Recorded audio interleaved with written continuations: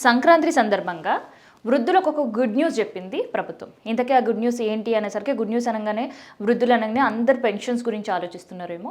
So pensions గురించి కాదు. So pensions కాకుండా ఇంకొక గుడ్ న్యూస్ చెప్పింది. సో అదేంటి అంటే వృద్ధులకు సంబంధించిన డే కేర్. సో వృద్ధులకు సంబంధించిన డే కేర్ ప్రారంభించబోతుంది. సో ప్రణామ్ అనే పేరుతో వర్చువల్గా ఈ కార్యక్రమాన్ని ఇవాళ నుంచి ముఖ్యమంత్రి ప్రారంభించిండు. అయితే ఎక్కడెక్కడ ఎట్లాంటి సెంటర్స్ ఉంటాయి, వాటిల్లో ఏమేమి ఫెసిలిటీస్ ఉంటాయి, ఏ జిల్లాలో ఎక్కడ ఉండబోతుంది, ఇవన్నీ కూడా ఇవాళ మనం ఈ వీడియోలో చూసుకుందాం. అయితే ఇది వరకు మనకు వృద్ధాశ్రమాలు ఒకటో రెండో ప్రభుత్వం నుంచి నడిపేది.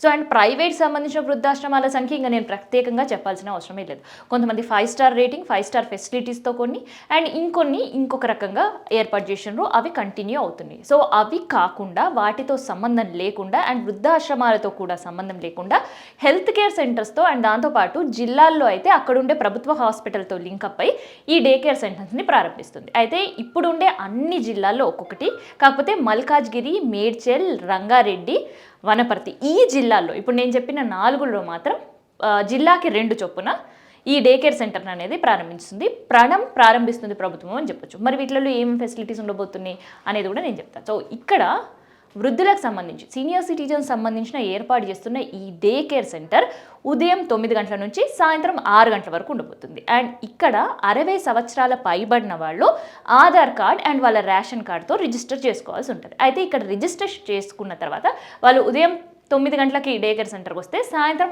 6 గంటల వరకు అక్కడే ఉండాల్సి ఉంటుంది. అండ్ దాంతోపాటు ఉండే వాళ్ళకి morning breakfast, afternoon lunch and సాయంత్రం స్నాక్స్ తిని మళ్ళీ ఇంటికి వెళ్ళాలి ఉంటుంది. సో మరి ఇన్ని గంటలు వాళ్ళ వృద్ధాశ్రమంలో ఏం చేస్తారు అనే డౌట్ వస్తుండొచ్చు. అందుకనే వాళ్ళ కోసం టీవీ ఏర్పాటు చేయడం కావచ్చు, అండ్ కంప్యూటర్ సిస్టమ్స్ ఏర్పాటు చేయడం కావచ్చు, లైబ్రరీలు ఏర్పాటు చేయడం కావచ్చు, అండ్ వాళ్ళకి ఇంట్రెస్ట్ ఉండే వాళ్ళకి గార్డెనింగ్ సంబంధించి వాళ్ళే స్వతహాగా గార్డెన్ అండ్ దాంతోపాటు టెర్రస్ గార్డెన్ అండ్ చిన్నగా అక్కడే పంటలు పండించుకోవడానికి కావచ్చు జిల్లాల్లో అయితే. సో అట్లాంటి సదుపాయాలన్నీ కూడా తీసుకురాబోతున్నారు. సో దానికోసం మరి వాళ్ళకి హెల్త్ ఇష్యూస్ ఉంటే అండ్ దాంతోపాటు డే కేర్ సెంటర్లో గబాల్ని ఏదైనా హెల్త్ ఇష్యూ ఉంటే ఎట్లా అని ఆలోచిస్తున్న వాళ్ళ కోసం కూడా అక్కడ ఒక హెల్త్ సెంటర్ కూడా ఉండబోతుంది. అయితే ఇన్ జనరల్గా వృద్ధాశ్రమంలో, హాస్టల్స్లో ఎట్లయితే ఒక చిన్న క్లినిక్ ఏర్పాటు చేయడం అండ్ అక్కడ నర్సో లేదంటే డాక్టర్స్ కొన్ని టైమింగ్స్లో ఉంటారో, సో అట్లే ఇక్కడుండే డే కేర్ సెంటర్స్లో కూడా ప్రభుత్వం అదే ఏర్పాట్లతో ముందుకు రాబోతుంది. అండ్ దీనికోసం కోట్లాది రూపాయలు ఖర్చు చేయబోతుంది. అండ్ ఇప్పటికే అన్ని జిల్లాల్లో ఏర్పాటు చేయడానికి వర్చువల్గా ఇవాళ 18 డే కేర్ సెంటర్ కూడా ఓపెన్ చేసారు వృద్ధులకు సంబంధించి. ఈ 18 సెంటర్లని ఒక 2 నెలల పాటు పైలట్ ప్రాజెక్ట్ కింద నడబోతున్నారు.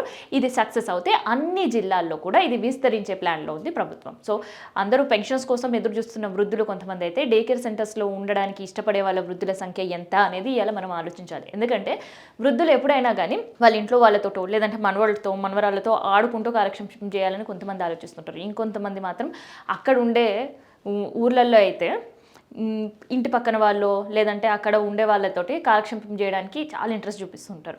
అండ్ ఇంకొంతమంది పొలం పనులకు పోతే ఆ ఇల్లు చక్కదిద్దే పనులలో ఉంటారు. మరి ఊర్లలో ఈ డే కేర్ సెంటర్ ఎంతవరకు ఉపయోగపడుతుంది?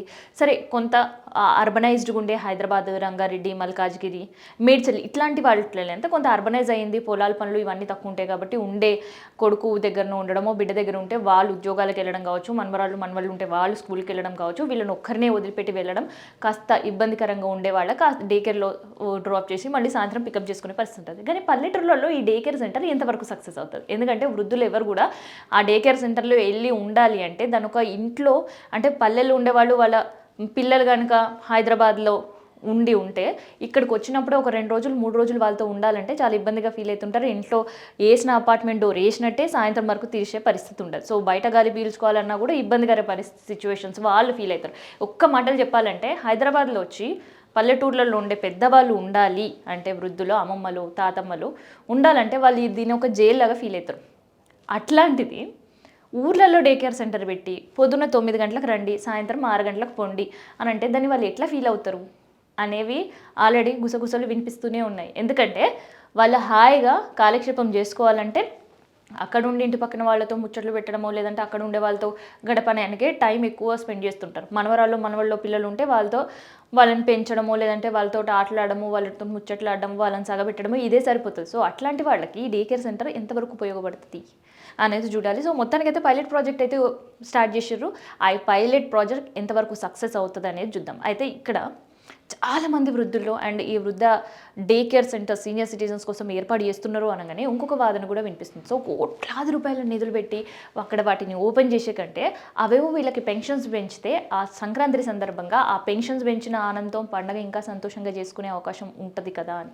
సో ఇట్లుందనమాట. మొత్తానికి పైలట్ ప్రాజెక్ట్కి సంబంధ ప్రణయ్ పేరుతో ఈ old age day care centres అయితే ప్రారంభమైనవి. సో ఇవి ఎంతవరకు సక్సెస్ అవుతాయి అండ్ ఈ పైలట్ ప్రాజెక్ట్ ఎంతవరకు మిగతా జిల్లాలకు విస్తరణ జరుగుతుందనేది చూద్దాం.